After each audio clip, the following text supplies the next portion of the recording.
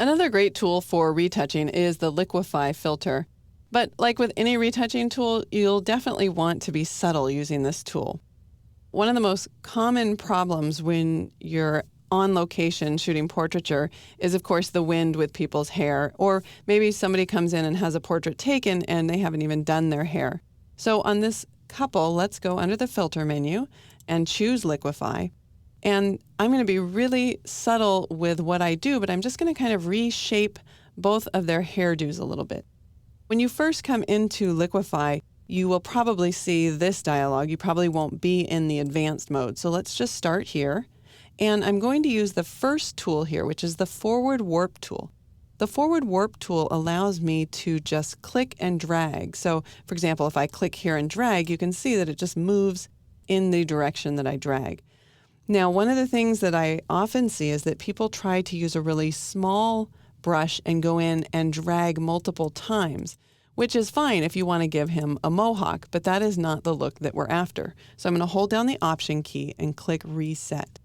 What you want to do to make a very subtle change is actually use a large brush. So we have the brush size over here, but you can also use the right bracket and the left bracket in Liquify, just like you can with any of your painting tools.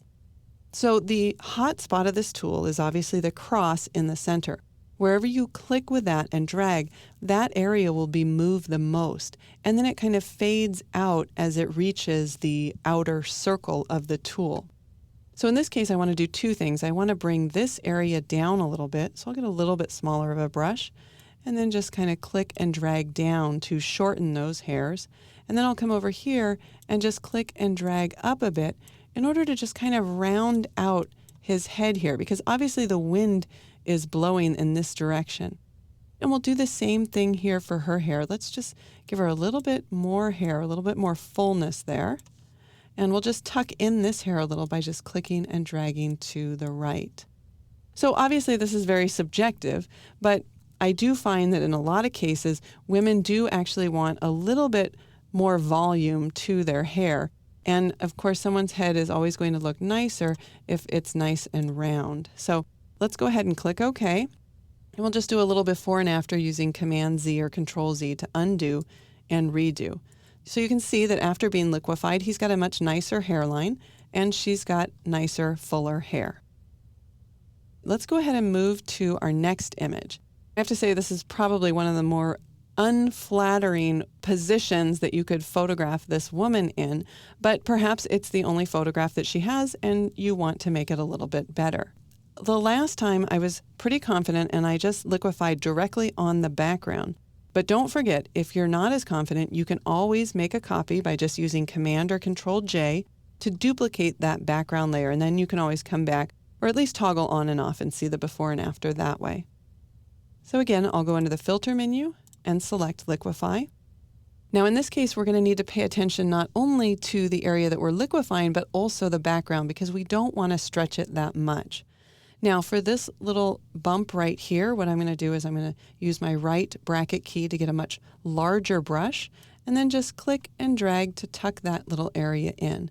Again, I don't want to go too far. I don't want to actually indent it in.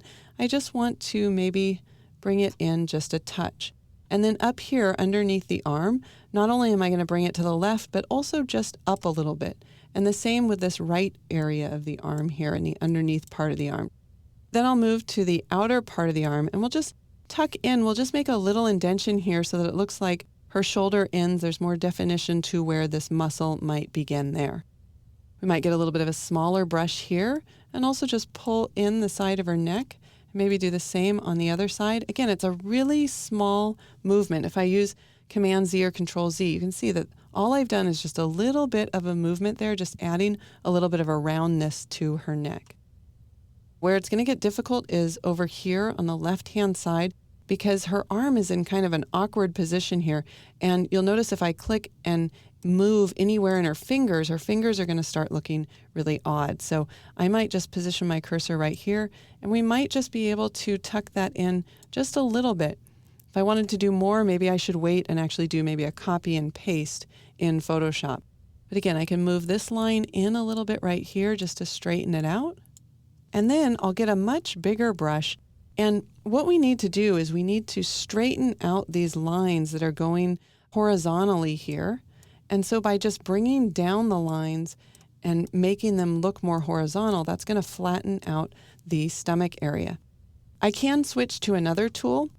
You'll notice here that we've got a pucker tool right here and a bloat tool right here. This one moves things in and this one moves things out. So I'll go ahead and select the pucker tool and get a really big brush. And I'm just going to click maybe once or twice here to just kind of bring in those folds a bit. Now, again, when you click with this tool, if you click and hold, you can see that it continues to move. So let's undo that. So again, I want to make sure I have a really big brush, and I'm just clicking once or twice. I'm not holding down the brush, otherwise it's going to make too big of a change for me. Okay, let's go ahead and go back to the forward warp tool. And I want to try to close the gap here between her shirt and her pants. But if I click and drag, you'll notice that both the shirt and the pants move, and I don't want to do that. So I'm going to use the freeze tool. The freeze tool is not visible unless I go into advanced mode. Then we get our freeze tool right here in our toolbar, where I can then freeze this area right down here. And in fact, I'll probably want to freeze her fingers as well, and then the bottom of the pants here. With that area frozen, I'll return back to my forward warp, get a little bit larger of a brush. Again, that's just the right and left bracket keys. And then just pull this down so that the ending of her shirt is just a little bit lower and a little bit closer to her pants. And you can see by just making that a horizontal line, it's going to thin out the waist area there. If I wanted to continue on, we've got the eraser tool here where we can erase that frozen area. And that way I can come over here and grab my warp tool again and just bring this line so it's a little bit more of a horizontal as well. Let's go ahead and click OK and see the before and after. So we can toggle on the eye icon. That's before and that's after. Okay, finally, let's move to this last image and try Liquify one more time. We're just going to do a Command J to duplicate this layer, and then we'll go under the filter menu and choose Liquify. Now, this is something that I would obviously be just doing for fun, but I'll get a big brush with my forward warp. And since this little guy obviously wants to show off his muscles, let's just make them just a wee bit bigger by just scooting those up. All right, we can even trim down his abs. I don't think he needs to be trimmed down whatsoever, but just for fun, let's click OK. And look at that. We got a before and after. That's before his workout and after his workout.